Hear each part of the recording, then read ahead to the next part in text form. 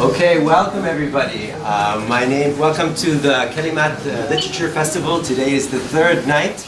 My name is Tawfiq Haddad. I'm the Deputy Director of the Kenyan Institute in Jerusalem, an affiliate of the Council for British Research in the Levant. Nothing to do with the British Council.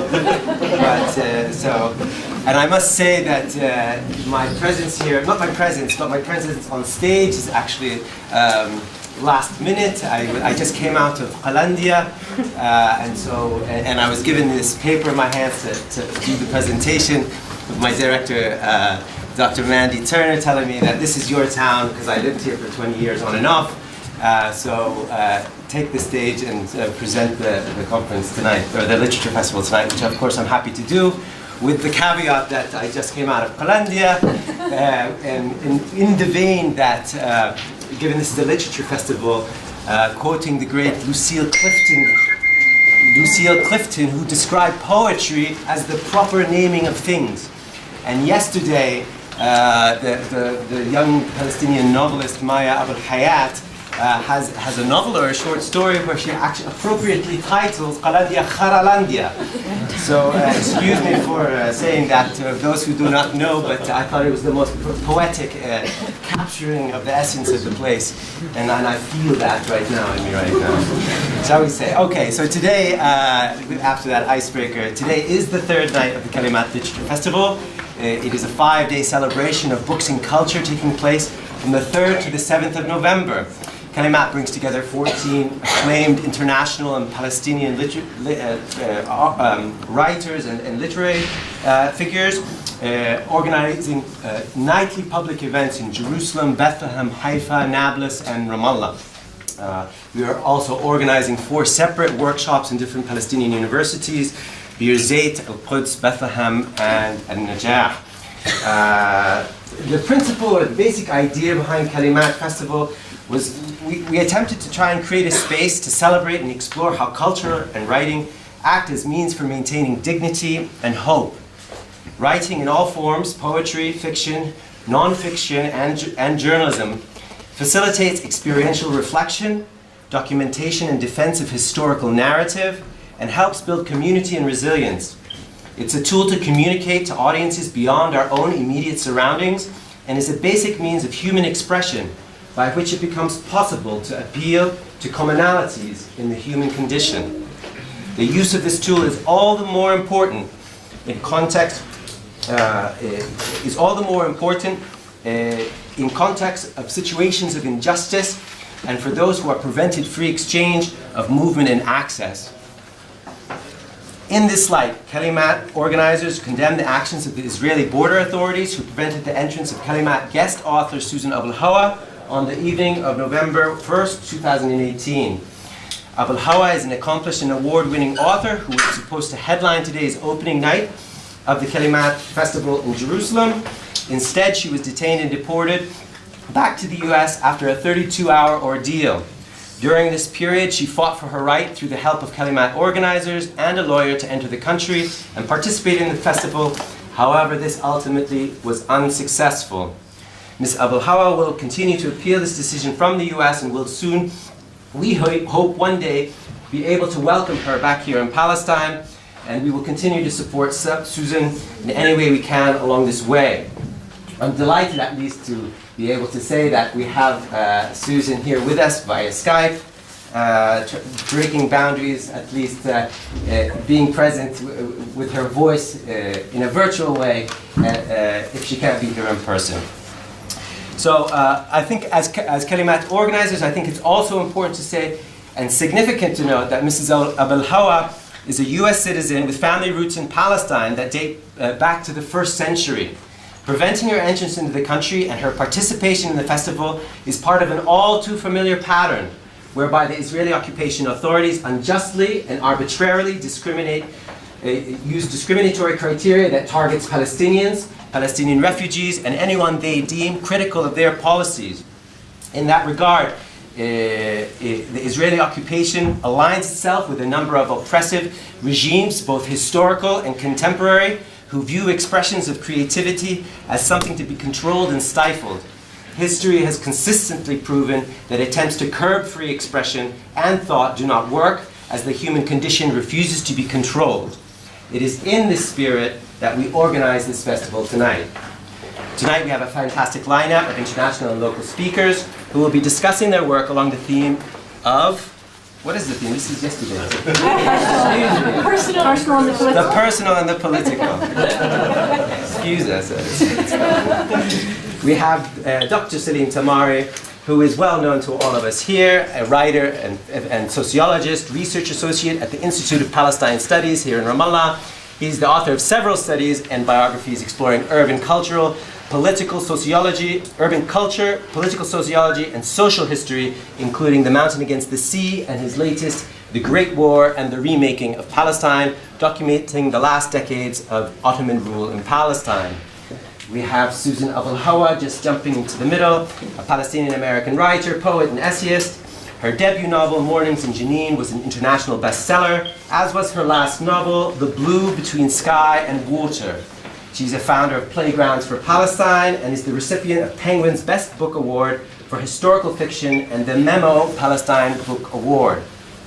Also in this panel is Sylwia Shutnik, who is a Polish writer, essayist, and feminist. She graduated from Warsaw University in Culture and Gender Studies and is currently a PhD candidate there. Her literary debut, Pocket Female Atlas, won many awards in Poland and has been translated into several foreign languages. She has authored 10 other novels as well as essays and dramas. Another very fantastic speaker is Asmaa Azaizeh on the left. Your left, who is a Palestinian poet and journalist from Haifa. She's the 2010 recipient of the Al-Qattan Foundation's Young Writer of the Year Award for her volume of Arabic poetry, الهوى, in 2015, and her second collection, كما ولدتني اللدوية, translated in English as The Woman from Lid Who Bore Me. Her poems are featured in several anthologies and have been translated into many languages. Last but not least is Gavin Francis, who is a Scottish writer and physician. He is the winner of the Saltire 2015 Non-Fiction Book Award of the Year, the Observer Newspaper Science Book of the Year for 2015, and several other awards for Adventures in Human Being, which has been translated into 17 different languages. His most recent book, Shapeshifters, on medicine and human change, considers transformations of mind and body. Most of the authors' books here, titles can be found over there for purchase later on, and I'm sure the authors would be happy to sign if you would like. Last but not least, I'd like to thank the people who made this possible on a financial basis as well as organizationally. The British Council of Palestine, the Friedrich Ebert Stiftung, the Institut Français Jerusalem, the Goethe Institute in Ramallah, and also with the support of Al-Qattan Foundation. We would also like to thank all the institutions across Palestine who hosted our events, the Palestine Heritage Museum, the first night, Nablus Public Municipal Library on the second night, tonight at the French-German Cultural Center, tomorrow at Dar al-Kalima in Bethlehem, and Fattoush in Haifa on the final night. So can I ask you first to give a warm welcome, warm Ramallah welcome to our authors.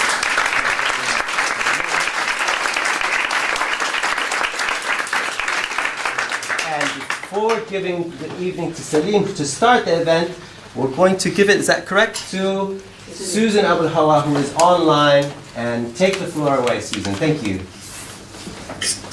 The pressure.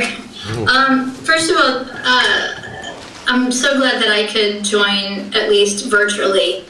And let me start by apologizing for mistakenly identifying the Kenyan Institute with the British Council. I have since amended that statement, and I am tremendously grateful that you invited me in the first place, and then fought so hard for me to try and enter.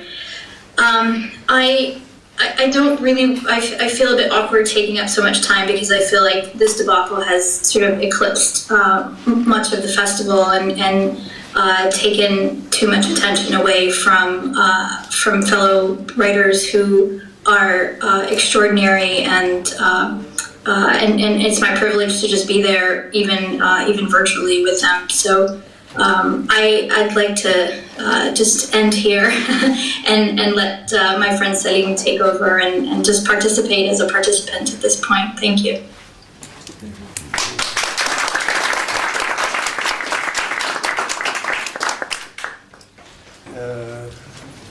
Thank you, Susan. We actually wanted you to speak more because you are the star of the evening. But maybe you can stay with us and share the discussion later, I hope. We have a very exciting program tonight. The 4 presentations, including Susan Abulhawa, deal with the theme of the personal and the political. Is my voice getting to you, or do you want me to stand up? It's all right.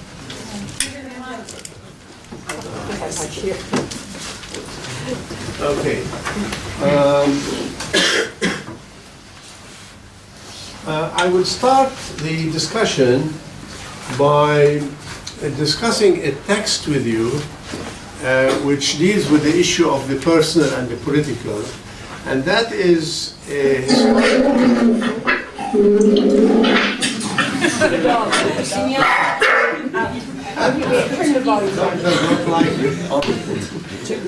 the way down, all the way down. I think she's because it doesn't affect us. I have a slide presentation, but I think it's not going to be very practical.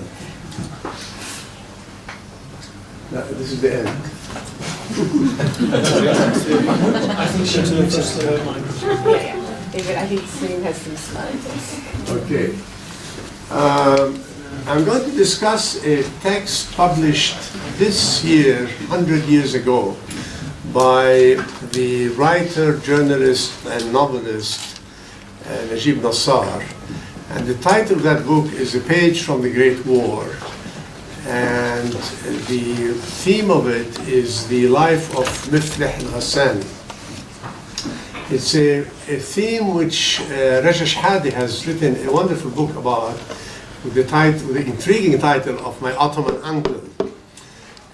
This text, the importance of this text, in my view, has to do with tonight's theme, the personal and the political, but also because it's one of the earliest, if not the first, fictional autobiography published in Palestine. The use of fiction as a trope for autobiographical narrative, of course, is old. But in the Arab world, it goes back to 1855 when Ahmed Faris al-Shidya, the famous Lebanese Ottoman writer, published his own autobiography under the intriguing title of As-Saq al-Saq, which means leg over leg, which many people interpret as the sexual act. And it's a very sardonic, reflective, satirical life of his own in Malta, Lebanon, and Egypt. So Najib Nassar belongs to that tradition, which was started by Ahmed Faris Shidya, and his work is not a great literary value, but it's a great historical value, because he reflected on the transition at a crucial point in modern history between the avowal or the adoption of an Ottoman identity to one which becomes either Arab nationalist, regional, Islamic, Christian, and so on. But it is the demise of a vibrant Ottoman identity which is reflected in this work called Miflih al-Ghassani. Miflih al-Ghassani is a very interesting name to choose because, can you... Where's it going? This one? بعده? Huh? I have it. Oh, you have it? Yeah. Next one? Yeah, go on. It deals with the interrogation, trial, and exoneration of Miflih al-Ghassani, which is a nom de plume of Najib Nassar, the Haifa journalist who published the journal Al-Karmel. And the whole book is made up of the hot pursuit of this man by the Ottoman authorities, who accused him of collaborating with the enemy, of escaping from military service, of stabbing the party, sorry, the party of Union and Progress, which was the ruling party at the time, in the back during times of war. What's interesting is that the book itself is of much greater ethnographic significance than it is as a reading of history at the time. Of course, it is both. And it was published in a serialized form beginning 1919 about events which took place in 1915, 1916, 1917 during the war. Can we have the next slide? So I call it the ordeal of Mifleh, or Mifleh al-Ghassani, because he chose a name for himself that reflect a lineage to the Ghassasina. The Ghassasina were the last northern Arabian tribe of Christian Orthodox affinities with the Byzantine Empire. During the early Islamic period, the Ghassasina became the strongest Christian allies of the Muslim conquest of the Middle East, of the Levant. And they remained on their religion, that is, they remained affiliated with Orthodoxy, while at the same time being part of the new Arab nation that was emerging by the Islamic diffusion into the Middle East. Why did he choose to use that particular name? Because at that time he wanted to stress both his Ottoman, Arab, and Christian identity at the same time. And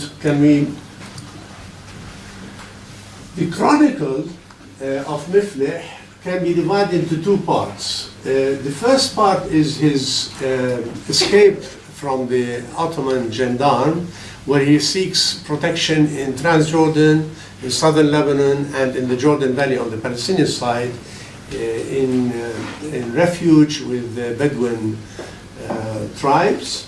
And he explains how these Bedouin tribes protected him, but he uses the narrative in their own language. So the dialect is used in that particular novel to describe the daily life of the people as the war was seeping into destruction and dislocation of the region. The second part is made up of the arrest, interrogation, and trial in Damascus, in the military court of Damascus, of Mifleh by the courts of Jamal Pasha. Nassar's Arab Christian nativism, as I call it, is very interesting because he was both an Ottoman loyalist, an Arab nationalist, and a Christian Orthodox intellectual at the same time. He uses a lot of images which reflect on that period, one of which is this coin.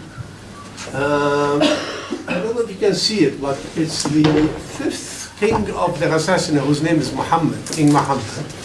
And King Muhammad was a Christian name at the time, having a cross on his head and his name in Arabic on the side. Now, there's a great deal of controversy about this coin because some people believe that the early Islamic mintage of dinars took the form of Byzantine coins being reprinted with the name of Muhammad for the Islamic armies. But it's also possible that these were the Muhammads of the Ghassasina period. And this is the lineage that Mifleh al-Ghassani identified with. This is the book by Raja Shahade, which shows our friend Raja in pursuit of his Ottoman uncle, Najib Nassar. And in order to do that, he went through a virtual journey to the same terrain in Bisan, Jordan Valley, southern Lebanon, and Transjordan, where Mifleh, that is Najib, was going. One of the interesting episodes in this fictional autobiography is the court wanting to know why Mifleh changed the name of his son. His son's name was Anwar, and he changed it to Adib. Now Anwar, as you probably know, was the head of the Committee of Union and Progress, the ruling Ottoman party, and he was the military hero of the Ottoman state, and he was the chief campaign military commander of the forces in Libya fighting the Italian forces in Libya. So they wanted to know, he was being interrogated, why did he change the name of his son from Anwar to Adib? And he said, well, Anwar was our hero. And when he was in Libya, we were identifying with him. And my son was born at that very moment, so I called him Anwar. Then Anwar Bey, before he became Pasha, escaped. He sort of refused to confront the Italian force. He escaped and left the Arab fighters in Libya under the mercy of the Italian troops, and therefore I felt that not only were the troops betrayed, but my nation was betrayed, so I changed his name to Adib.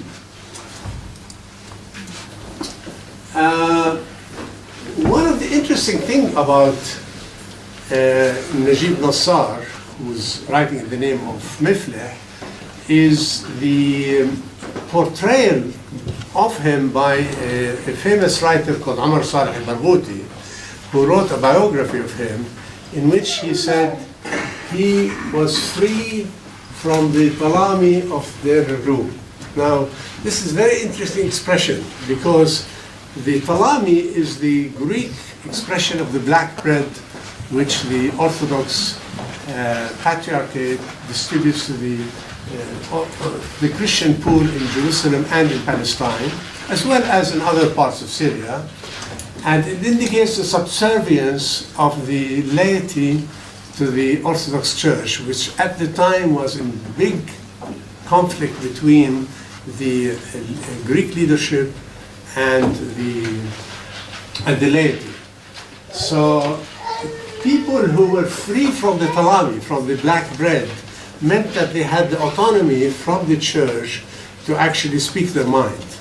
And this is just a term that he used to describe what a rebellious character Najib Nassar was, how much he in his press began to confront not only the Ottoman authorities, but the question of land sales to the Jews in the Jordan Valley, and to defend the rights of the farmers in the Bisan area who were allied with the Arab intelligentsia from Nazareth and Haifa and Nablus in their struggle against the feudal landlords who were given these lands by the Ottoman authorities.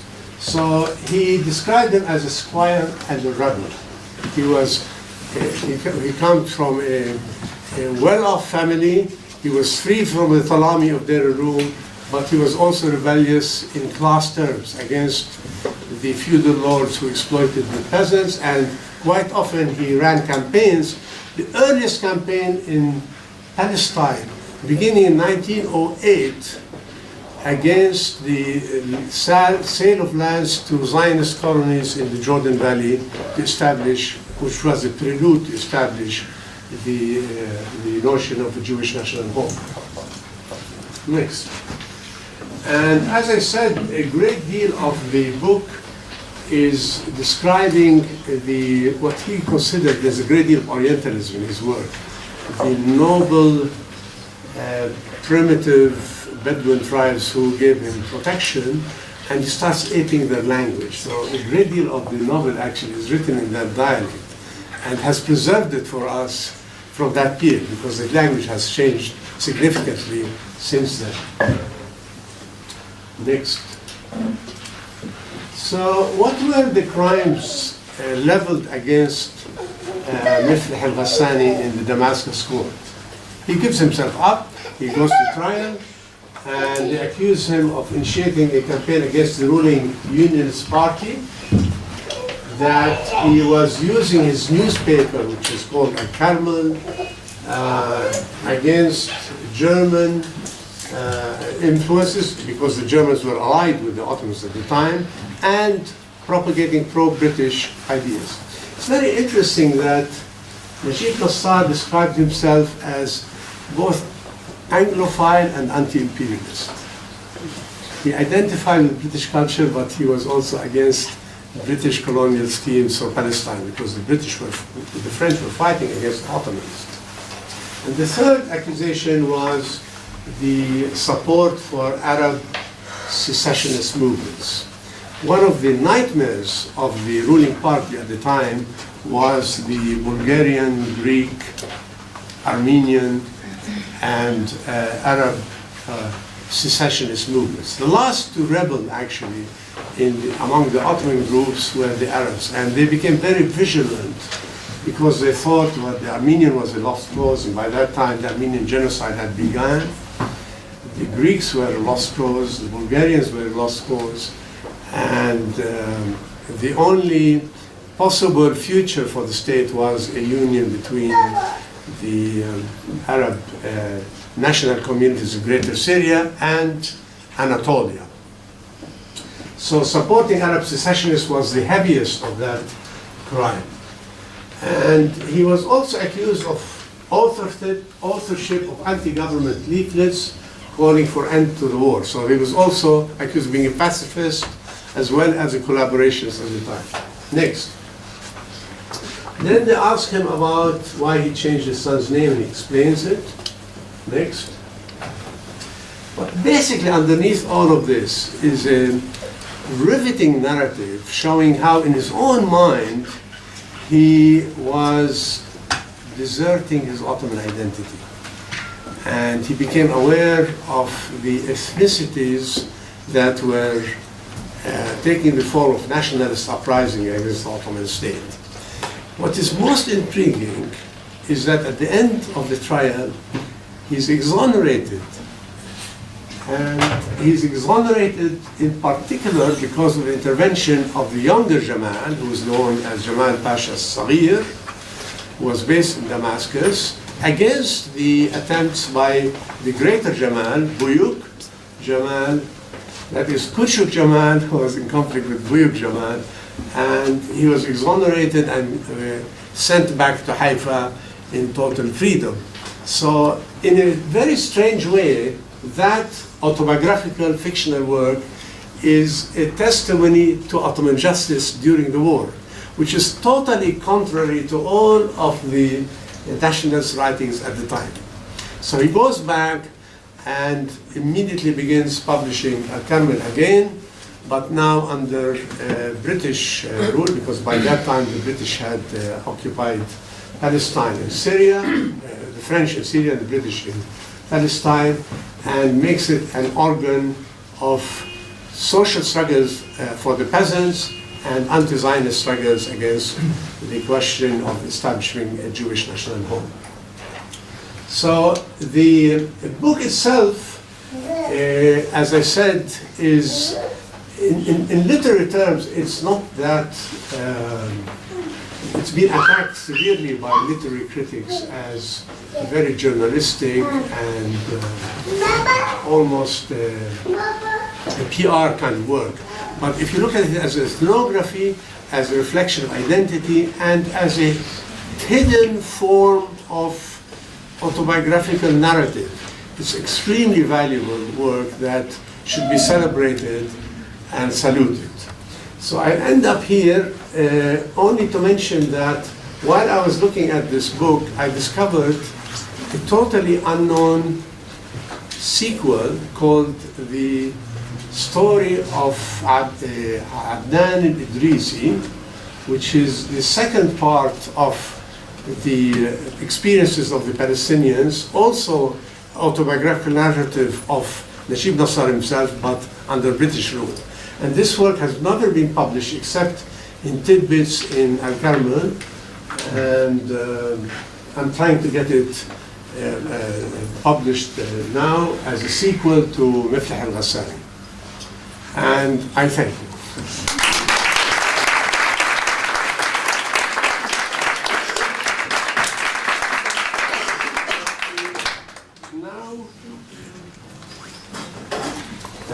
but Susan has spoken.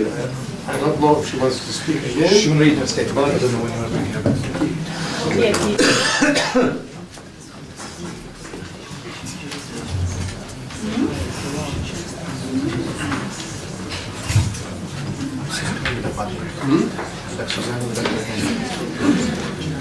لا now خليها Okay, now we have the great Asmaa عزايزه who will be reading the poetry. بدك ترجمي ولا؟ إذا بتقرأ بالعربي أحسن إذا كنت بتقرأ بالعربي. يعني مش موجودات معي هون ف. So you just enjoy the language. Don't understand it. Enjoy the music. شو حقرأ بس 10 دقيقة يعني.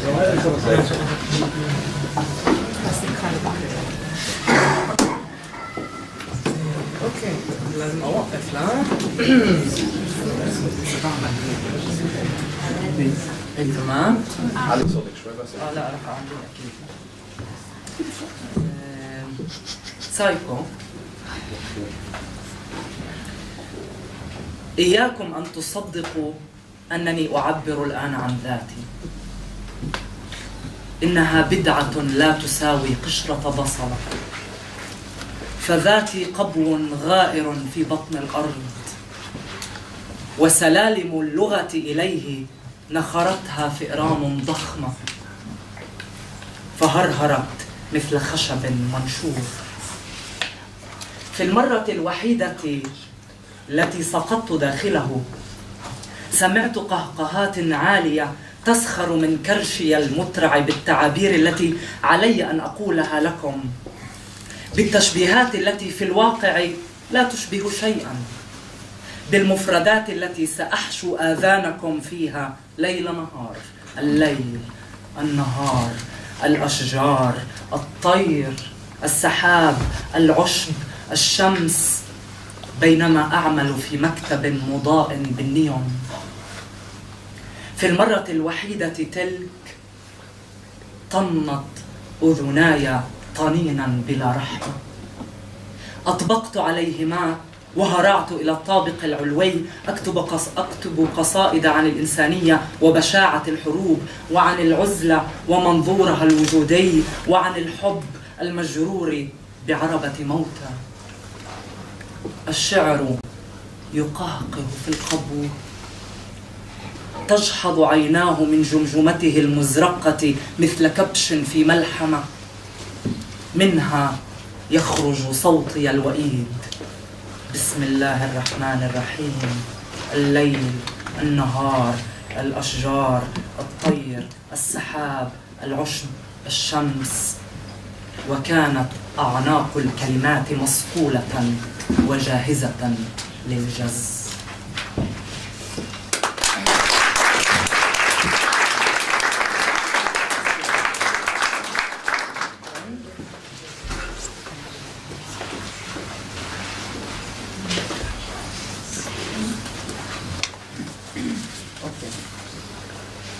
يا عسيب، قبل ملايين السنين لم تكن الكائنات ذوات الأجنحة. جميعنا كنا نزحف على بطوننا وقوائمنا حتى نصل. لم نصل إلى مكان ذي شأن، بل راحت بطوننا تتجلط من الوعورة، وراحت قوائمنا تطول كأنها جبال جبارة. وكلما توقفنا في ظل شجرة صاح أحدنا وصلنا، فكان وهما أعلى من الجبال. قبل ملايين السنين خرجت يعاسيب من أنهر صغيرة ووضيعة. الماء كان ثقيلا فوق ظهورها مثل انكماش في القلب، فطلبت من الكون جناحين سيجعلان النظر إلى الألم أمرا بسيطا كالنظر إلى حصى في القاع. ومنذ ذلك الحين ونحن نطير جميعنا، ملايين الأجنحة والطائرات تحجب السماء وتئز مثل جراد جائع. لكن لم يطلب أحد من الكون أن يخلصنا من وهم الوصول، وظلت قلوبنا تنكمش.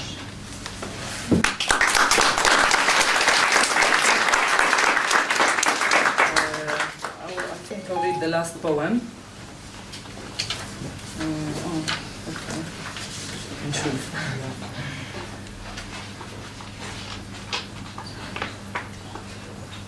النعش فارغ،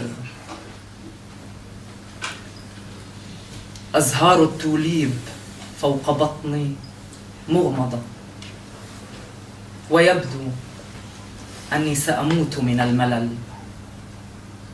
علي أن أنطق الآن الكلمات التي غافلتني الحياة قبل أن أقولها. يقف على لساني طائر ثقيل المعدة، حقول من فزاعات تتكاثر على شكل الرجال الذين عرفتهم، مجنزرات نسيتها الحرب في ساحة بيتي بعد أن ترفعت عن التمرغ في نارها. وهذه الكلمات المسلوخة التي نتف المشيعون ريشها. سيغسلن جثتي نساء غريبات، سيقلبن لحمي الثقيل ويرمقن وشومي الثلاثة، سيتخيلنه وهو يتلظى تحت التراب ويشفقن علي متمتمات: الآخرة الآخرة الآخرة الآخرة الآخرة. سيخرجن ويفضحنني. فزعت غربان بحجم آدميين من ثقوبها، غربان صلعاء، غربان جزوا ألسنتها. أي آخرة يا غريبة؟ فأنا لا أزال مشغولة بالأولى ولم أتخفف منها حتى أموت. لم أسمع جبرائيل يصفر ولا بوقا ينادي ولا قيامة تقوم. صفعني الحب على وجهي ولا زلت أتقرى الحفر التي تركها. لا زالت مناماتي طافحة. أنا يا غريبة لا أعير كتبي، فكيف أعير أحلامي؟ لم أفرغ بعد من جمع صور المفضلة وتأطيرها، وأنا إن لم أرى تلك الصور سأنسى ما فيها. سيسألني ربك: ماذا اقترفت يداك؟ فأقول له: ليس لدي يدان، مسخنني نساء غريبات بماء غريب. أنا لم أنتهي بعد من دروسي. لم أتعلم كيف أشفي قدم غليلي الأعرج، كيف أختبئ من صفعة الحب مثل قشة في اللهيب، كيف أشم جثث من يقتلون في المذابح ولا أخالها رائحتي، كيف أطعم كلاب الخيبة قبل أن تغرس أنيابها في عنقي. ستدفنني الغربان لأني مثلها لم أتعلم المشي، وركضت حتى اصطدمت بمذبحة فتحطم أنفي. يد الغريبة مقرورة، وإلى الأبد سيظل ينبت في كفها الريش والنعيق، وفي الخلفية صوتي وأنا أتحدث عن الملل.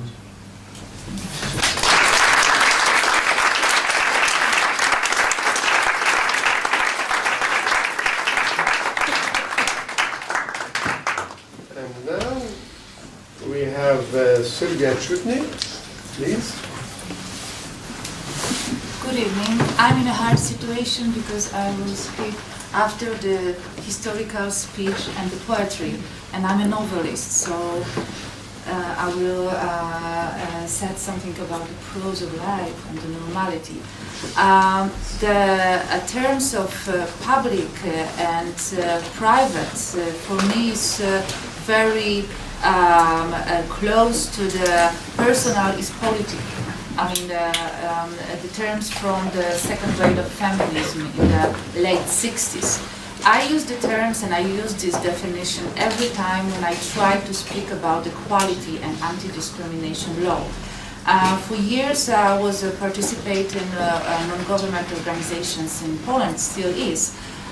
But I was the president of Mama Foundation, and it was the organization based for and with mothers in Poland. So every time when I try to speak about equality between women and men, and also between mother and father in home, I didn't use examples about the government, about the law, about the social theoretical level. I use the personal versus political. So my examples was based on the things that we used to do in home or don't use. For example, I ask people on the workshop meetings or discussions like that, who in your home wash the dishes? Or is it a woman or a man? Who did the whole job around houses? Who is going with children to the kindergarten or playground or school? So this is for me the essence of private, which is in the micro scale could be something more important because it could be something more political or, and something that it will be on the universal level. But using examples, sometimes it's simple because it's like just like this. No matter if I'm from foreign countries, everybody had, or more of us had children or experience with housing and cleaning and just the everyday life. But sometimes the examples about private and public is not so usual. And 2 days ago we were on the trip of the old side of the town of Jerusalem, and we spoke about the balcony. And I realized that this space of balcony is not private and not public. It is something between.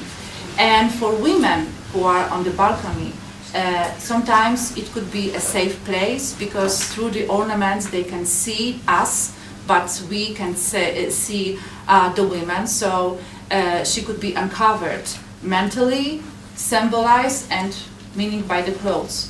So this is the space between something that we use it every day, something that we are every day in our private life, private places, but it could be public when we start to think about it more political than based on the everyday stories.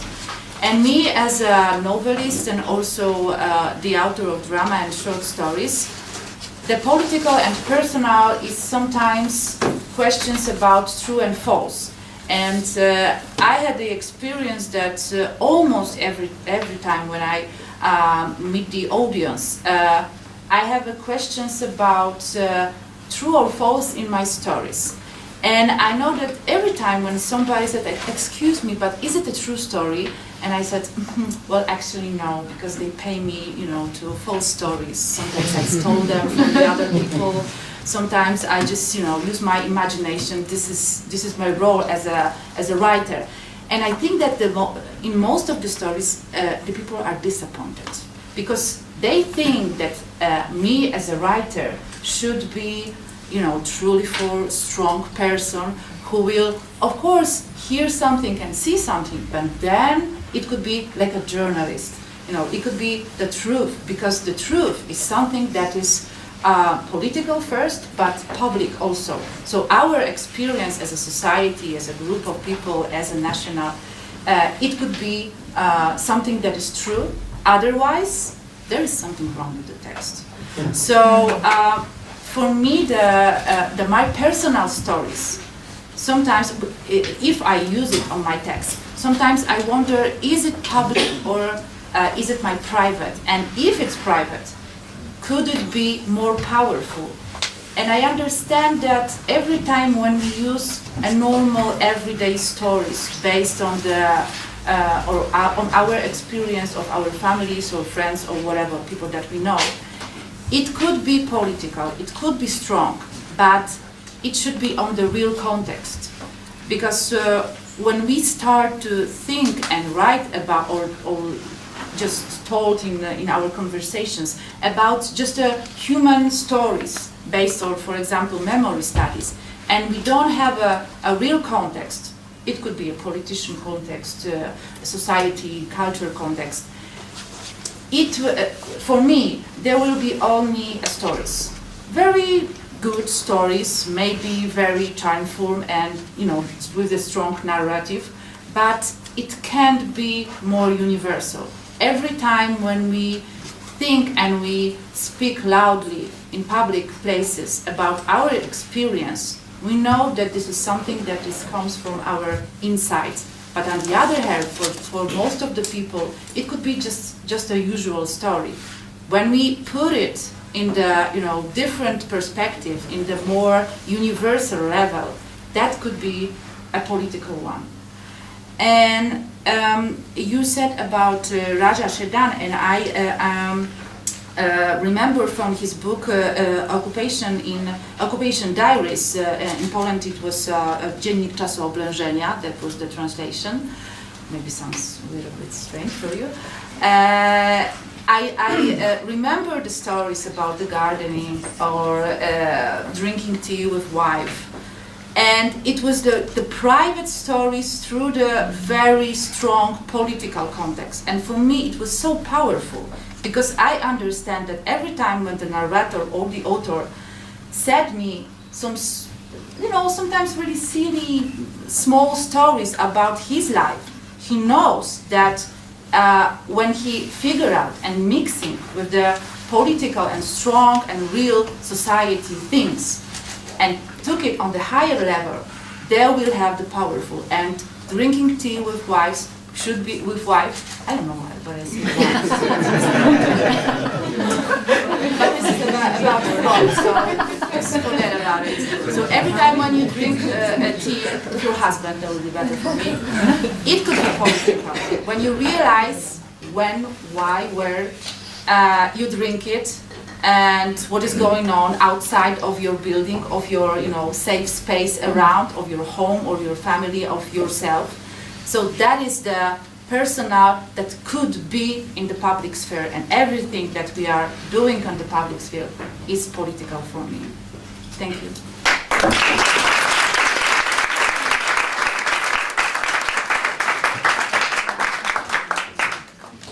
Okay, so now we have Gavin Francis.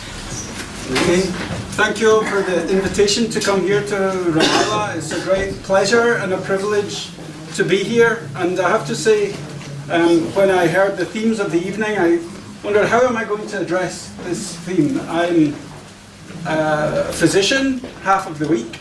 Half of the week I write books. I live in a city called Edinburgh in Scotland, in UK. And that city is relatively peaceful. There's not a great deal of political agitation or complication that I have to deal with on a day-to-day basis. If we take the word political or polis from the polis, of course, my work there as a physician, as a family doctor, is hugely embedded in what happens in that city, the organization of my society, my community. But medicine, the act of being a doctor, of engaging in a consultation, that is purely personal. It's about an empathetic engagement. It's about an encounter between me and another individual, trying to understand their suffering. The word patient means sufferer, from the Latin that we use in English. And it's my attempt to ease that suffering through some kind of dialogue, entering into a kind of understanding, an imaginative understanding of what it's like to be that person. Now, my first two books were travel books about landscape, like trying to engage with a landscape, talking about history, culture, and ideas and encounters in a landscape. And the subsequent two books have been about medicine and how I can approach medical consultations and my patients in a similar kind of way, as a kind of, there's a history to medicine, there's a culture there's a philosophy to every patient's story. And so what I'm going to do for the next 8 or 9 minutes is do the two very short readings from parts of my work which engage with medical practice in a very different context from the one that I'm used to, that engage with medical practice in a place where that other sense of political comes into play. And that's when you look at a political map of the world and it's got all the patches of the colours and they're all different colours. Of course, it's just a creation. It's an imaginative idea that somebody once had, that we could draw this map of the world and put these different colours in. Now, the two books that I'm going to do short readings from are these two books that engage with medicine. And the first one I want to do a very short reading from is describing working in a small clinic in the foothills of India around about the community of the Tibetan government in exile, or around about where the Dalai Lama lives. In the Indian foothills of the Himalayas, there's a Tibetan hospital that serves the community around the home of the Dalai Lama. And between training in emergency medicine and beginning in general practice, I worked there for a few months, managing the leprosy, the dog bites, tuberculosis, dysentery, and the injuries of the local Tibetan population. It was a general hospital that turned no one away, and the job involved delivering a lot of babies, looking after 2 wards full of patients, as well as outpatient clinics twice a week. Through translators, I'd labour to understand 50 or 60 newly arrived refugees, most of whom were suffering from stress headaches, indigestion, homesickness, or diarrhea. Occasionally, there'd be a forlorn Westerner in the queue, pale and emaciated with dysentery they'd picked up by drinking unfiltered water. "I want to live like the locals," they'd say. I'd inform them the locals got dysentery too. There was an alternative to the hospital. Just down the road was the Tibetan Medical and Astrological Institute. Traditional Tibetan medicine is an ancient system involving the manipulation of 5 elements and 3 humours, practices resonant with Vedic and Hippocratic perspectives on the body. Those patients with vague aches and unusual constellations of symptoms that we couldn't make sense of in our clinics often did well with the traditional Tibetan physicians. I often wished I had a comparable clinic down the hill from my office in Scotland.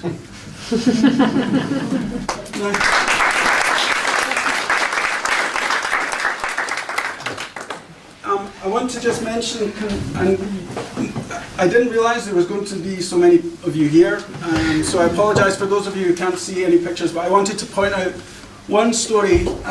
There's a nun here, a Buddhist nun called Wang Mo, that I worked with very closely, and that her story, her personal story of how her life had coincided with the political, is worth relating to you. She is Tibetan, but she decided she needed to study. She couldn't live in China, and she wanted to study traditional Chinese scriptures, and so she had to go to Taiwan to learn Chinese.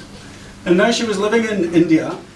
She was actually training as a medic, as a first aid medic, and so her job with the hospital with me was to learn how to become a medic through a kind of 2-year program in order to go back to her convent and there be the kind of medic for that convent. Now, I'm going forwards. There's a picture of Wang Mo giving me a haircut, a Buddhist haircut, for those of you who can see. Now, the second story, and then I'll sit down, is relates to a different experience of working in a hospital in West Africa. And again, I'll do a very short reading. There's a wonderful saying attributed to Chekhov that when somebody starts to read and you don't know when they're going to stop, that is hell. So, I'll only do it for a couple of minutes. A year after finishing a job in Antarctica, I flew out to West Africa to learn about the work of my friend who was a paediatrician there. He was carrying out some research on malnutrition and running a backcountry clinic near the border with Senegal. It was April, the hottest month of the year, and the temperature climbed over 40 degrees. In the hottest part of the day, it was impossible to work. I'd lie in a hammock strung between 2 trees. And the wind that came scorching out of the Sahara was like a furnace blast, warming the skin rather than cooling it. The sun fell so swiftly that there was little sense of an evening. But when the day's clinical work was done and the temperature became more bearable, I'd take a walk through the village. Though at times it felt remote, there was no phone signal after 5 p.m. and the interconnection was non-existent, there were hints of the wider world. One of the earthen huts in the village housed a bakery and when flour arrived from the court, you'd see smoke from its chimney and know that there would be French baguettes on sale. There was a small shop there, run by a Mauritanian peddler who sold lanterns and buckets made in China, all of which were imported by the Lebanese merchants who'd been settled for a century on the coast. As he worked, the peddler listened to the BBC World Service in Arabic. If there was time, I'd continue on towards the river beneath a spreading mango tree, down an avenue of baobabs and through thickets of man-high yellow reeds.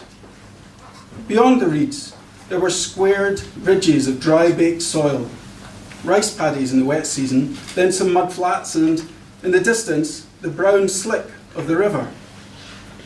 I had been brought up with the reliable rivers of Northern Europe, but this was something altogether different, briny, unpredictable, an oily wallow of mud fed by fickle rains of the Saharan fringe. Lungfish flopped into the holes at my approach, breathing heavily.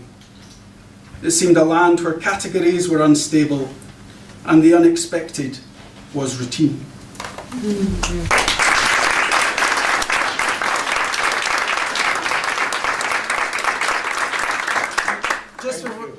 Oh, sorry, I was going to finish to tell you just before I finish, there's a wonderful story of borders affecting positive change there.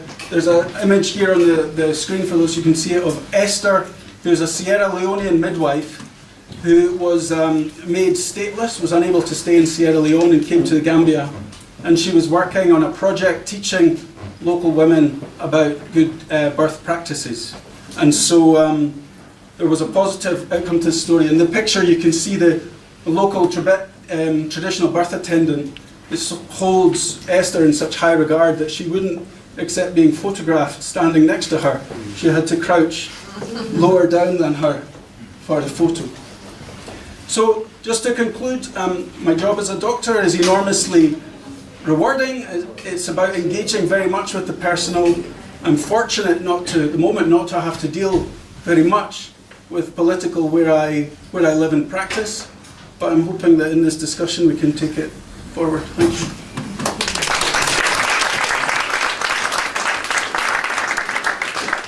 Thank you very much, Gavin.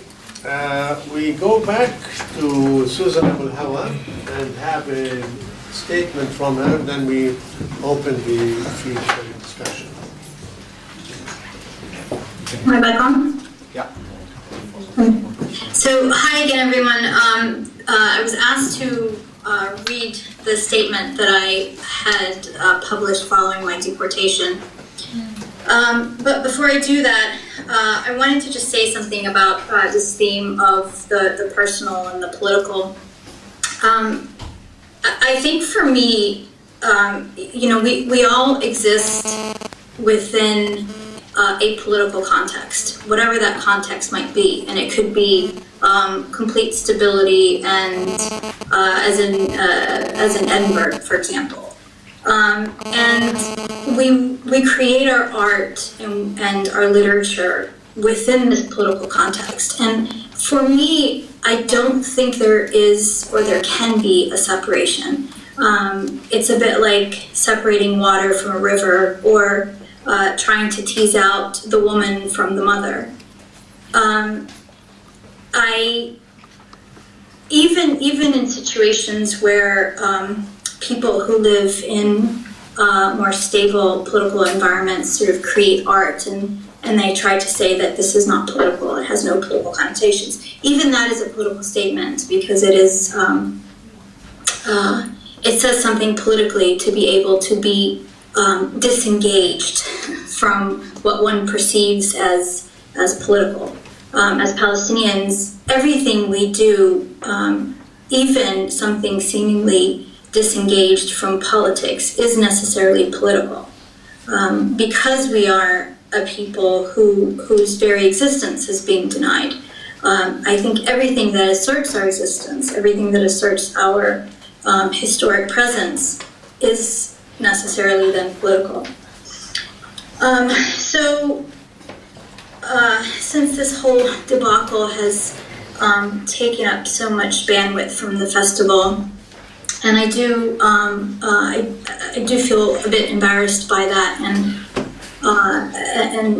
feel like I should apologize in some way. But I will, at the request of the festival, read the statement.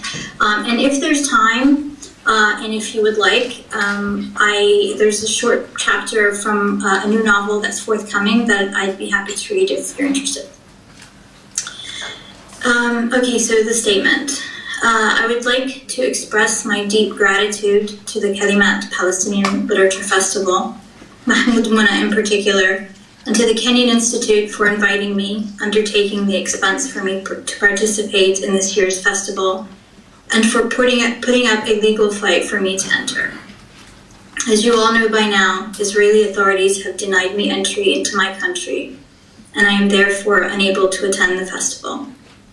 It pains me greatly not to be with my friends and fellow writers to explore and celebrate our literary traditions with readers and with each other in our homeland. It pains me that we can meet anywhere in the world except in Palestine, the place to which we belong, from whence our stories emerge, and where all our turns eventually lead. We cannot meet on soil that has been fertilized for millennia by the bodies of our ancestors and watered by the tears and blood of Palestine's sons and daughters who daily fight for her. Since my deportation, I read that Israeli authorities indicated that I was required to, quote, coordinate my travel with them in advance. This is a lie. In fact, I was told upon my arrival at the airport that I had been required to apply for a visa to my US passport, and that this application would not have been accepted until 2020, at least 5 years after the first time they denied me entry. They said it was my responsibility to know this, even though I was never given any indication of being banned. Then they said my first deportation in 2015 was because I had refused to give them the reason for my visit. This too is a lie. Here are the facts. In 2015, I traveled to Palestine to build playgrounds in several villages and to hold opening ceremonies at playgrounds we had already built in the months previous. Another member of our organization was traveling with me. She happened to be Jewish and she was allowed in. Several Israeli interrogators asked me the same questions in different ways over the course of approximately 7.5 hours. I answered them all, as Palestinians must if we are to stand a chance of going home, even as visitors. But I was not sufficiently deferential, nor was I capable of that in the moment. But I was certainly composed, and, as is the requirement for all violated people, I was, quote, civil. Finally, I was accused of not cooperating because I did not know how many cousins I have and what are all their names and the names of their spouses. It was only after being told that I was denied entry that I raised my voice and refused to leave quietly. I did yell, and I stand by everything I yelled. According to Haaretz, Israel said I behaved angrily, crudely, and vulgarly, unquote, in 2015 at the Allenby Bridge. What I said in 2015 to my interrogators, and which was also reported in Haaretz at the time, is that they should be the ones to leave, not me. That I am a daughter of this land, and nothing will change that. That my own direct history is steeped in the land, and there's no way they can extricate it. That as much as they invoke Zionist mythological fairy tales, they can never claim such personal, familial lineage, much as they wish they could. I suppose that must sound vulgar to Zionist ears, to be confronted with the authenticity of Palestinian indigeneity despite exile, and face their apocryphal, ever-shifting colonial narratives. My lack of deference in 2015 and choice not to quietly accept the arbitrary decision of an illegitimate gatekeeper to my country apparently got appended to my name and, upon my arrival this time on November 1st, signaled for my immediate deportation. The true vulgarity is that several million Europeans and other foreigners live in Palestine now, while the indigenous population lives either in exile or under the cruel boots of Israeli occupation. The true vulgarity is in the rows of snipers surrounding Gaza, taking careful aim and shooting human beings with no real way to defend themselves, who dare to protest their collective imprisonment and imposed misery. The true vulgarity is in seeing our youth bleed on the ground, waste in Israeli jails, starve for an education, for travel, for learning, or some opportunity to fully be in the world. The true vulgarity is in the way they have taken and continue to take everything from us, how they have carved out our hearts, stolen our everything, occupied our history, and continue to tamp our voices and our art. In total, Israel detained me for approximately 36 hours. We were not allowed any electronics, pens, or pencils in the jail cells, but I found a way to take both, because we Palestinians are resourceful, smart, and we find our way to freedom and dignity by any means we can. I have photos and videos then from inside that terrible detention center, which I took with the second phone hidden on my body. And I left for them a few messages on the walls by the dirty bed I had to lay on. I suppose they will find it vulgar to read, "Free Palestine, Israel is an apartheid state," or "Susan Abulhawa was here and she smuggled this pencil into her prison cell." But the most memorable part of this ordeal were the books. I had 2 books in my carry-on when I arrived at the jail, and I was allowed to keep them. I alternated reading from each, sleeping, thinking. The first book was a highly researched text by historian Noor Masalha, Palestine, a 4,000-year history. I was scheduled to interview Noor on stage about this epic audit of Palestinian millennia-old history, told not from the politically motivated narratives, but from archaeological and other forensic narratives. It is a people's history, spanning the untidy, multi-layered identities of Palestine's indigenous populations, from the Bronze Age until today. In an Israeli detention cell with 5 other women, all of them Eastern European and each of them in her own private pain, the chapters of Noor Masalha's book took me through Palestine's pluralistic, multicultural, and multi-religious past, distorted and essentialized by modern inventions of an ancient past. The bitter irony of our condition was not lost on me. I, the daughter of the land, of a family rooted at least 900 years in the land, and who spent much of her childhood in Jerusalem, was being deported from her homeland by the sons and daughters of recent arrivals who came to Palestine a mere decades ago with European-born ethos of racial Darwinism, invoking biblical fairy tales and divinely ordained entitlement. It occurred to me, too, that all Palestinians, regardless of our conditions, ideologies, or the places of our imprisonment or exile, are forever bound together in a common history that begins with us and travels to the ancient past, to only one place on earth, like the many leaves and branches of a tree that lead to one trunk. And we are also bound together by the collective pain of watching people from all over the world colonize not only the physical space of our existence, but the spiritual, familial, and cultural arenas of our being. I think we also find power in this unending, unhealed wound. We write our stories from it, sing our songs and debke there. We make art from these aches. We pick up rifles and pens and cameras and paintbrushes in this space too. We throw stones, fly kites, and flash victory and power fists there. The other book I read was Colson Whitehead's acclaimed, spellbinding novel, The Underground Railroad.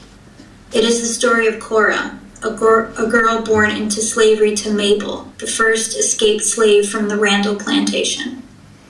In this fictional account, Cora escapes the plantation with her friend Caesar, with their determined slave catcher Ridgway on their trail in the Underground Railroad.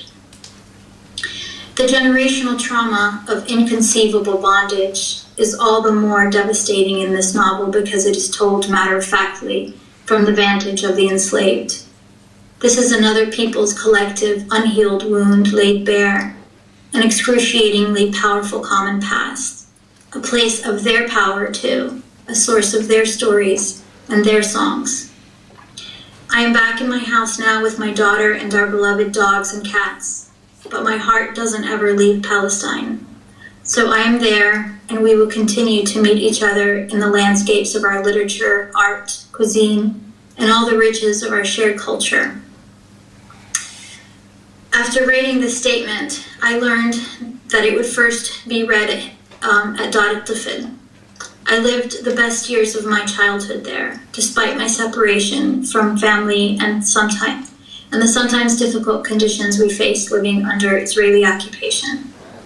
Dar al-Tifl is the legacy of one of the most admirable women I have ever known, Satind al-Husseini. She saved me in more ways than I suppose she knew, or that I understood at the time. She saved a lot of us girls. She gathered us from all the broken bits of Palestine. She gave us food and shelter, educated and believed in us, and in turn made us believe we were worthy. There is no more appropriate place than Dar al-Tifl for this statement. I want to leave you with one more thought I had in that jail cell, and it is this. Israel is spiritually, emotionally, and culturally small, despite the large guns they point at us, or perhaps precisely because of them. It is to their own detriment that they cannot accept our presence in our homeland, because our humanity remains intact, and our art is beautiful and life-affirming, and we aren't going anywhere but home. Thanks.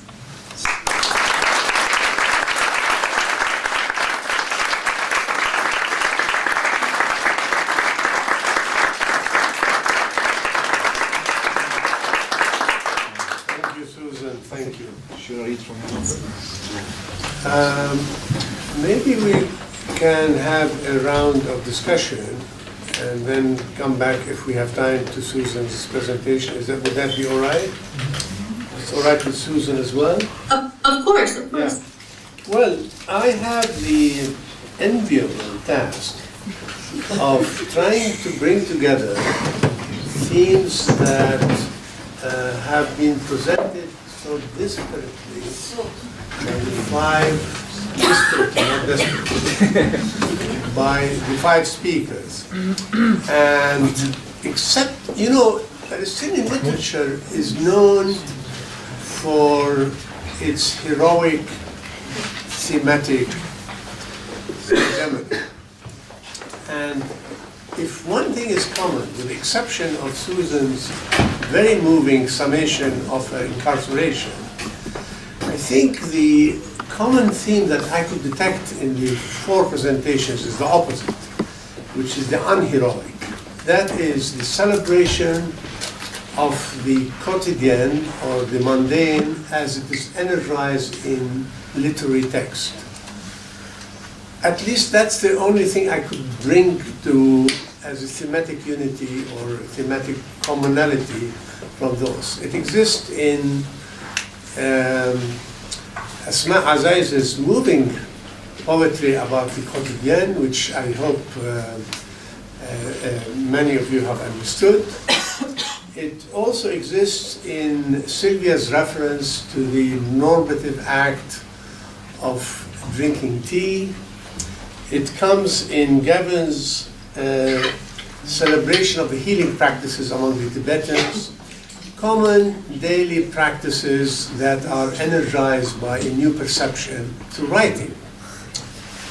And also, if I may add myself, it goes to the text written by this wonderful man who published his novel 100 years ago about daily life among the Bedouins as he was in hot pursuit by the Ottoman gendarme. If that is the case, then I will ask you to address these features.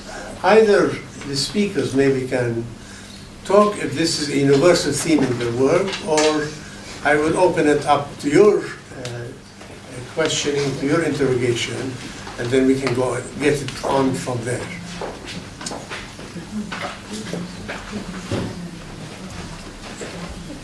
Yes, please. So I would like to start by Suzanne, our statement. So can you hear my voice? Yes. Our statement that the personal and the political cannot be separated, which I, of course, agree with. However, I find this idea, very controversial. And from a psychological perspective, let's say, then we can say that there is a socio-political mental schema within people's minds in any troubled political situation such as ours. And this schema is present, of course, in the right. However, my question is, could it be argued?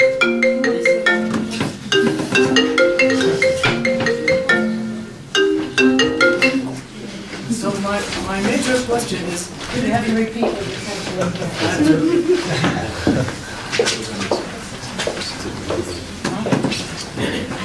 Yes, so my major question actually is also to Sylwia. Because she also mentioned this idea of the personal and political.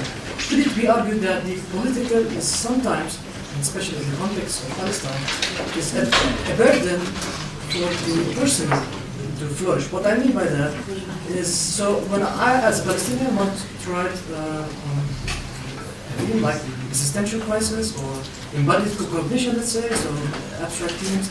And then I know that these themes are not accepted, maybe, because of the, what I call the socio-political schemes that are present. So in this case, is the personal related to the political constructively or destructively? So what are the mechanisms that relate both terms? So this was my major question. So should I... Shall we take a number of interventions and then we can respond to them? I think that would be, that's all right. Okay. Well,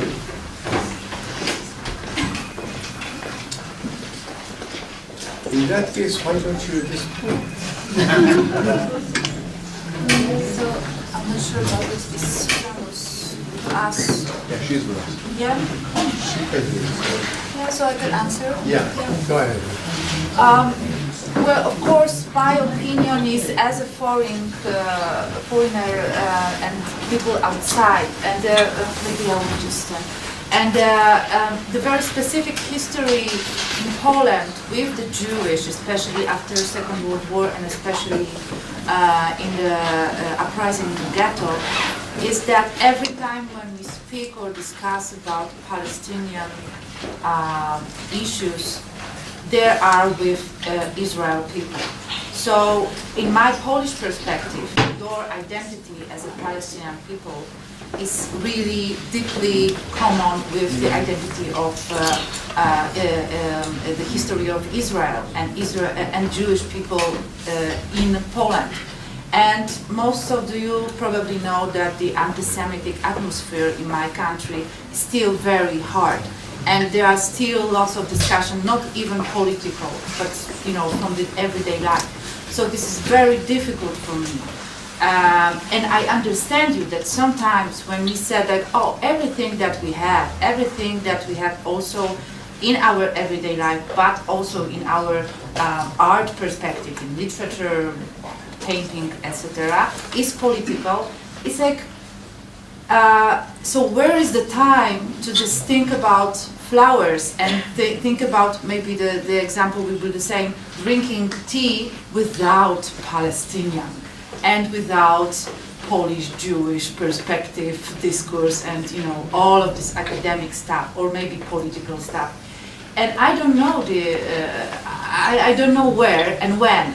Probably for you, never. Probably not now. Probably this is the only way to be a normal people. This is the matter of our individual way of thinking about these things. For me, as a woman, for example, based on the gender perspective more than nationality, because Virginia used to say that we as a women don't have a nationality. Our home is, everywhere that we are. So from my women perspective, I'm always women, and for me this is still very political issues. So this is the answer of the question is the very individual, based on if we or you have enough space in your time, in your life, to be not only Palestinian. Is it possible in this political situation? I don't know.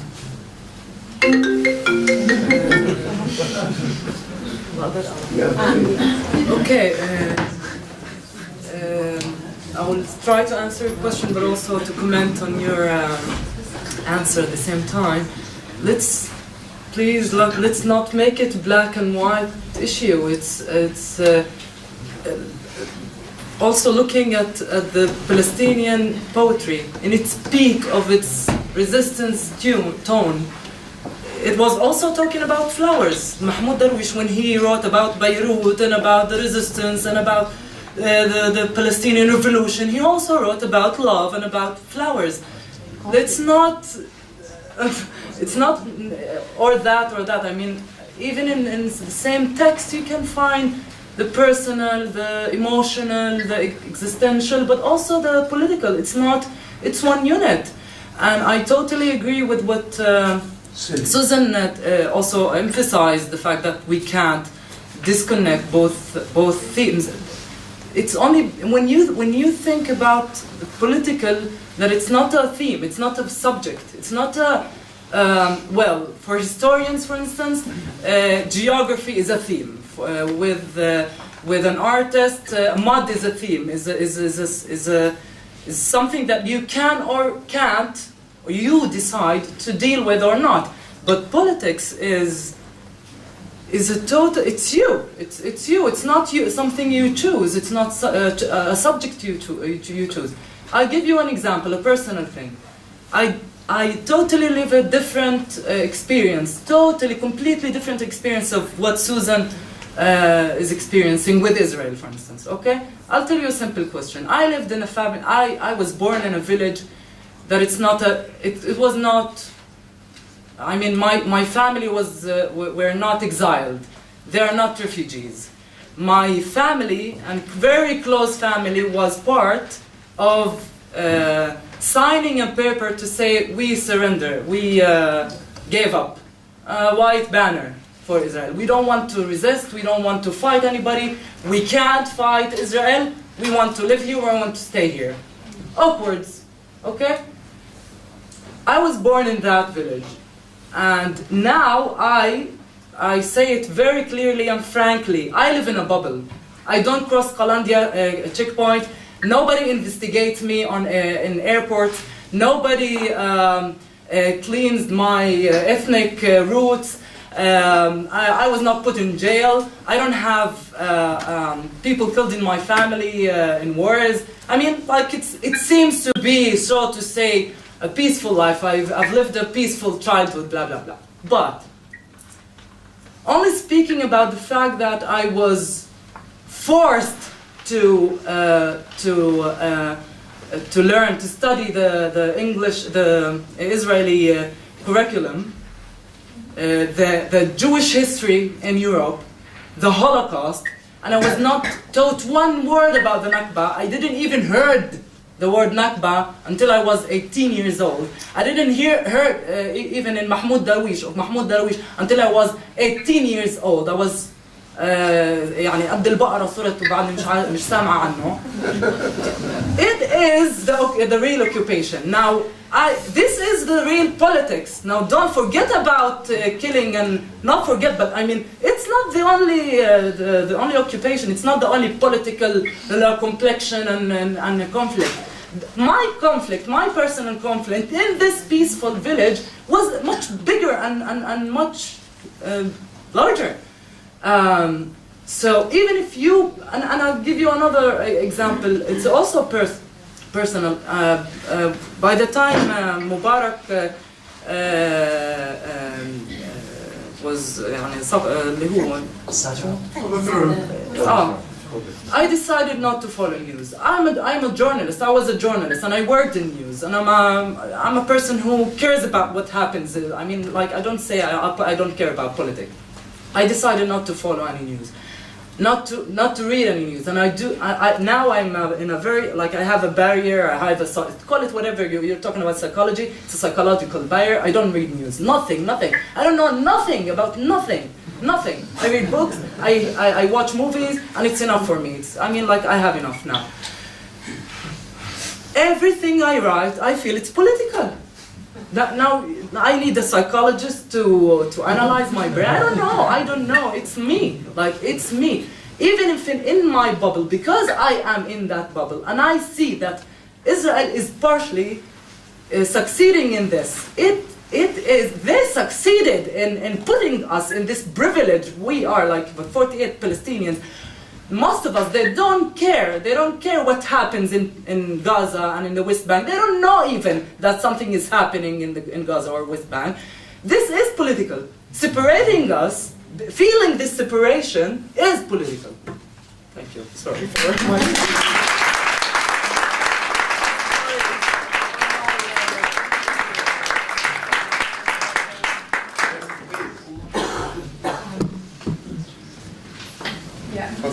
I think that having listened to the narratives and the complex, I'm not a literary person, but I'm trying to understand a few issues. I think that there may be a way to look at things is that most of us writers and like people living the experience of the occupation is that we have comprehensively internalized the impact of the occupation on every aspect of our lives, and henceforth it is reflected also in our creative manners.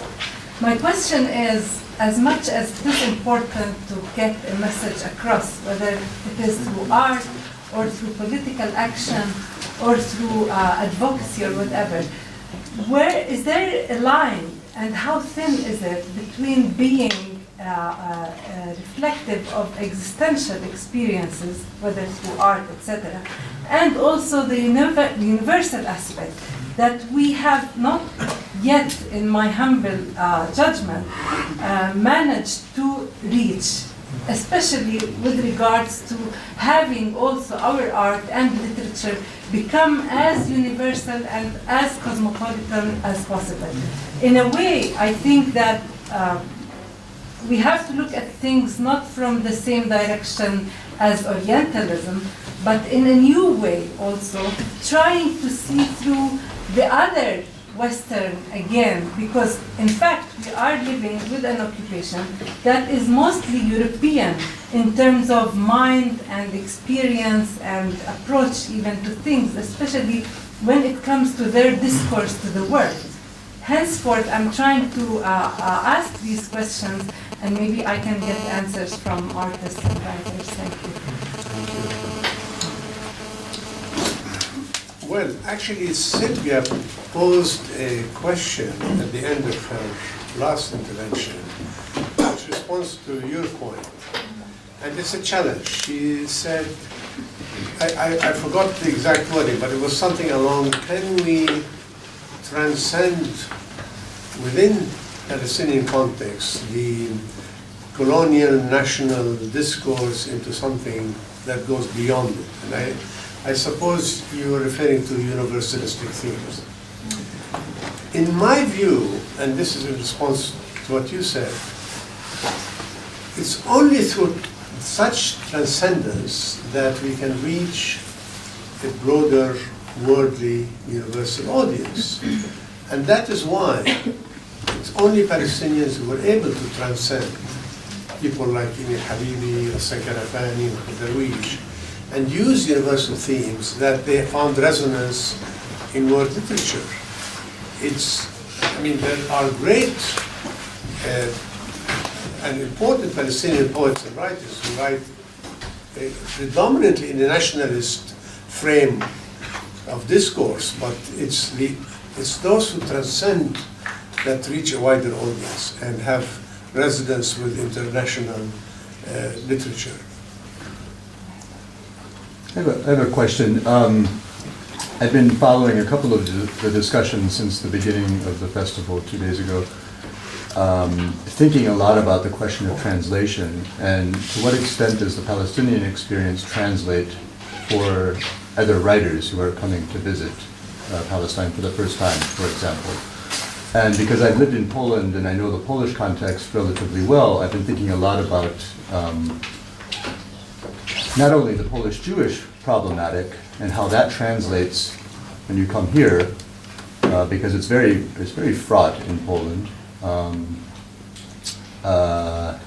I have a number of Polish friends who, on the left, who I think I don't even know what to make of the fact that I'm living in Palestine, because for them Israel is a kind of promised land, and is only viewed in sort of very positive terms. This is on the left, right?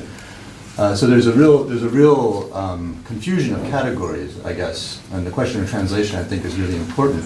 So there's that on one side, but the other thing is my experience of Poland was always somewhere in the background. There was this history of 120 years of occupation in the 18th to the late 18th century through the beginning of the 20th century, which absolutely dominated Polish identity and self-consciousness.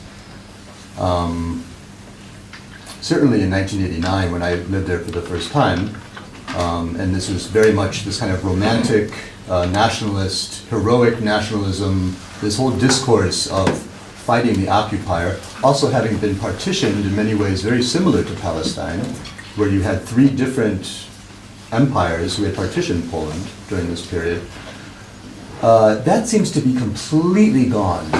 And I'm really curious, I guess my question is pretty obviously for Sylvia, but I'm really curious for you to come, I assume you're here for the first time in Palestine, but to what extent does the occupation discourse, the kind of, the decolonial discourse, the resistance discourse here resonate in any way with the legacy of Polish resistance to imperialism and colonialism by foreign powers? And how does it translate for you? And also maybe, for Gavin and for other people, how has the experience of Palestine translated? Can it translate without necessarily resorting to universal themes, universal literary themes? You want to come back on that? You want Or me Susan? to ask Ford or ask Susan? Or yeah. I'll add one thing, because I thought Susan's comment about Colson Whitehead's book is absolutely relevant here too, because it does, in a sense, translate into the experience of African We can Americans. hear also a response about the Tibetan context of this. Well, what I would have to say, I'm here as a writer to take part in this Festival of Literature. I've also, fortunately, thanks to great welcome and generosity of experience, had the chance to see a little bit of Palestinian medical relief and some of the medical situation on the ground here. And so while my main issue when I think about universal themes, and we mentioned the treatment of Jews in Poland, we mentioned Tibetans, we mentioned the situation here, the common theme there is a kind of a narrative of dehumanization, where you can try and claim that one person, a particular group of people who for you are either inconvenient or a scapegoat, that people, you start to think of them as less than human, you start to change the narrative about why they're there, whether they deserve to be there, what is deserving and undeserving, and that starts to get very, very twisted. And one of the wonderful things for me about working as a doctor, and one of the reasons I decided to be a doctor when I was 18, was because you can travel anywhere in the world, wherever you go, human bodies are always the same. People are the same, everywhere. And so these narratives of dehumanization are completely false. Now, all narratives of race now, through this genetics, it's only 2000 that we actually sequenced the human genome. We're now aware that all the narratives of race that we have inherited are completely false. There's no basis to any of them. And so there is more genetic diversity in sub-Saharan Africa than there is across the whole rest of the human race in the entire planet. Far more genetic diversity just in sub-Saharan Africa. So race is a myth, and medicine is the same wherever you go. And the clinics that I saw today are operating in exactly the same way as I run my clinic in Edinburgh. It was so heartening to see, wonderful to see. And so literature is a great leveler because people are experiencing the same things: love, hate, grief, ambition, fury, transcendence. People are experiencing these all over the world and trying to write about them. But medicine is also a great leveler, because it doesn't matter where you come from, what race you are, you have the same kinds of conditions. And as I've been hearing here in the last few days, we're starting to see the situation in Gaza is affecting the health of the communities across the border to the north.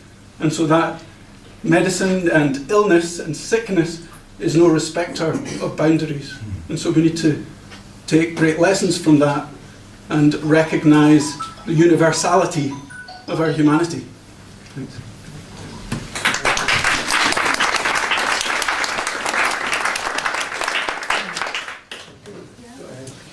Can I jump in? Please do, yes. Go ahead, Susan. So this conversation, this question is actually reminding me of an onstage interview that I had at a festival at Hay, and one of the questions I got was, "Don't you ever want to just write about something normal?"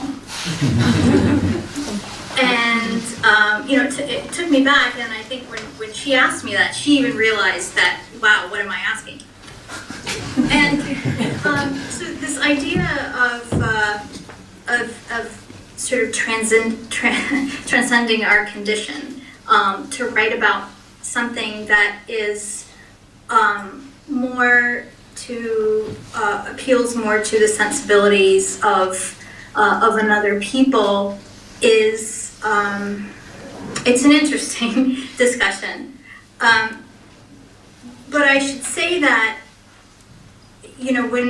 oftentimes when I hear discussions about universality, we're not really talking about universality. We're talking about appealing to the West, appealing to European sensibilities and to American sensibilities and Western sensibilities in general. Because I don't find that audiences and readers and other intellectuals in African nations, for example, or South American nations really have this have these kinds of questions or these perceptions. So it is. I think we should be conscious of that. I understand too that there was a discussion the other night about this idea that we as Palestinians have more important things to worry about than the environment or animal rights and so forth, or other people's rights. I'm not sure, and I've heard this theme too, and I also think that is problematic. It's problematic in politics, in literature, and art. Because just as there is a universality of human experiences, the conditions of different instances of oppression are often and almost universally, I would say, united by common capitalist colonial oppressors. Everything from environmental degradation, climate change, to Palestine, to oppression of Black America, to the coups throughout South America. And I think, to me, that having that as a starting point of recognition is a good place to think about the idea of universality, and to keep in mind too that when we talk about the world, that it should not just be we should not just include Europeans and Americans in sort of Western thought, which I think is often like the target and the audience that we speak to, because there's a whole world out there that has for a very long time understood us and been in solidarity with us, and it's a whole world where we really never have to preface our thoughts or defend our art and literature. Thank you. Thank you.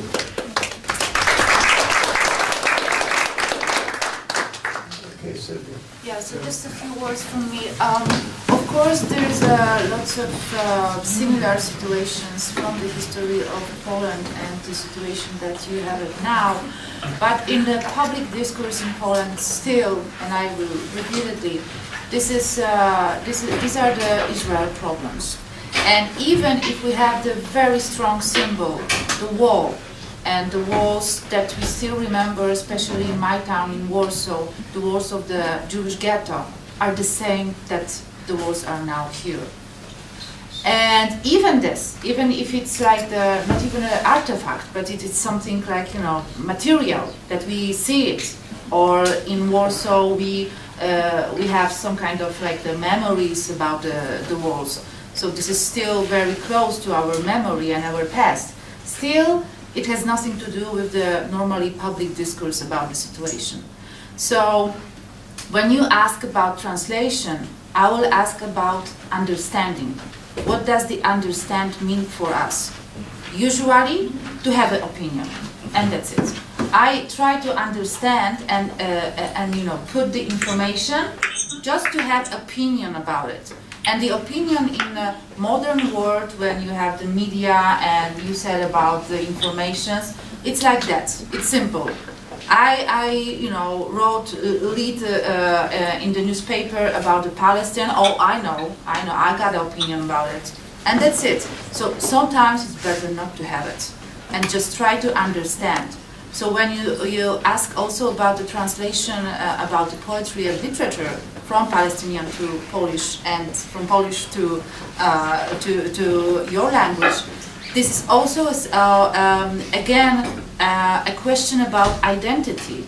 Sometimes the globalization time needs to have something specific from the identity of the nationality, of race, or whatever.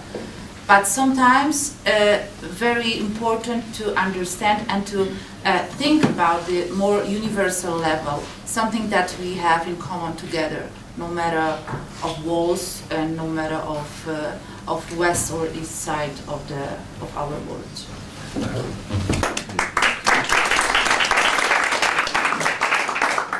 This is more in the nature of a comment than a question, and I know rather more about reactions to film than I do about literature, but the way that the heart works is the same in both cases. And some of the films that I've seen in the last few years that have been the most universally meaningful to me have been about quite extraordinarily specific situations. And I'm thinking about a film made last year about Jehovah's Witnesses in the north of Britain. And I'm thinking about the story of a Polish nun who discovers that she's Jewish. And I'm thinking about a couple of Palestinians who have to meet in a car at a checkpoint because that's the only place that they can meet. And I think if you write about the particular and you don't care about the universal, then you are writing about the universal. Because if you write or you film something well enough, then you take somebody into that world. And all worlds are universal. Yeah. 10 minutes. I want to respond to a comment made by Susan Abulhawa on the disturbing use of universal appeal. I think there's a problematic that you raised, which is quite legitimate actually, that we are appealing to Western taste, Western trends in seeking universalistic value. But there's also an unfair dimension, and I will, back in my mind, I have a feeling that you're talking about globalization rather than universalization on these generic motifs. And I'll give you an example of that. I've been watching Iranian films quite frequently recently for reasons that I'm not sure about. But I find in them a resonance and an explanation why Iranian films have become so widely accepted and provocative at the same time in a way that the Arab cinema have not been able to do. Even though the conditions they describe are extremely overlapping and similar to the conditions in which Arab culture, Arab social dynamics take place. And that has to do with its appeal, its ability to translate the mundane, the normative, the quotidian into a universal set of frameworks in a way that Arab cinema have not been able to do. Of course, there are exceptions, but in general, the Iranians have been much more successful in this regard. And that is why I think we have to be more careful in suggesting that these universal messages are necessarily appealing to Western tastes, Western audiences, as opposed to something much more broad than that.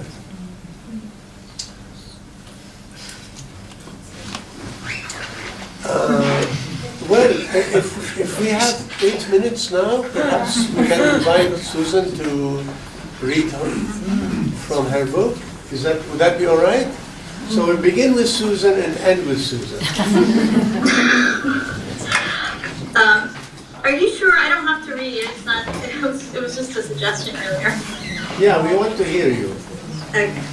All right, By the way, I want to tell you that your voice comes through much clearer than our voice. Thanks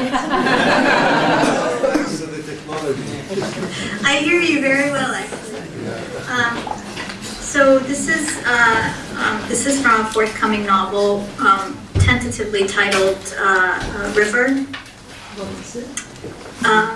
And the chapter is called Dance and Chaos. I don't remember the first time I danced. It seems to me that women of my generation were born dancing. It was just something we did when we got together for casual gatherings, parties, or weddings. We'd form a circle, clapping and singing as each of us entered the middle to roll our hips. But I knew early on, by the way people loved to watch me, that I could move others when I danced. When the music plays, I leave my body to do what it wants. I never tried to control anything. Not my body, not the music, not even my fate. It was complete surrender to music and all the unseen, unknowable forces that it inspires. I let rhythm rub against my soul and wrap around my breath. Maybe that's what people saw, because dancing is the nearest I've ever come to true faith. Eastern dance, what people who don't know better call belly dancing, might look like controlled, orchestrated movement, but it's exactly the opposite. It's about chaos and anarchy. Eastern dance is the antithesis of control. It's about relinquishing power over one's body and bestowing autonomy to each and every individual part, to every bone, ligament, nerve, and muscle fiber, to every skin and fat cell, every organ, liver, heart, kidneys, lungs. I suppose this is true of every form of native dance, but all I know are the rhythms of Babylon, Sham, Al-Khalij, and North Africa. This is the music that lived in my body while it matured from infancy, and that settled in my bones. The lyrics of Kulthum, the plaint of an eye, the melody of a qanun, or the rasp of a oud are the sounds of my life. They echo inside me, through time and with the stories those ancient instruments made. As much as I love the sounds of India, the complex resonance of the sitar, or the high-pitched strings of a tumbi, or of Africa, the deep percussions and multi-layered rhythms of African drums, and the piercing precision of a xylophone. And though they move my body, they do not reach the deep stillness from which the music transports me, because they are of another place, of another people, and stories I only heard as an adult. Music is like spoken language, inextricable from its culture. If you don't learn a particular language or dialect early in life, it never gets embedded in you, and words will forever come out wrinkled and accented by another world, no matter how well you memorize or love its vocabulary, grammar, and cadences. I have always known this, but it took decades before I could put this basic truth of me into words. I can finally explain why foreign belly dancers have always bothered me, by the way they use music as a prop to wiggle and shimmy and jump around offends me. It is because I see them belly dance. It is because when I see them belly dance, it is as if they are colonizing me. Because Eastern music is the soundtrack of me, and dancing is the only nation I ever claimed, the only religion I understand. Thanks.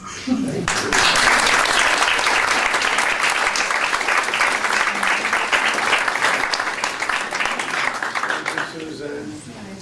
Thank you. Thank you for all the participants, and thanks to Thanks, everybody.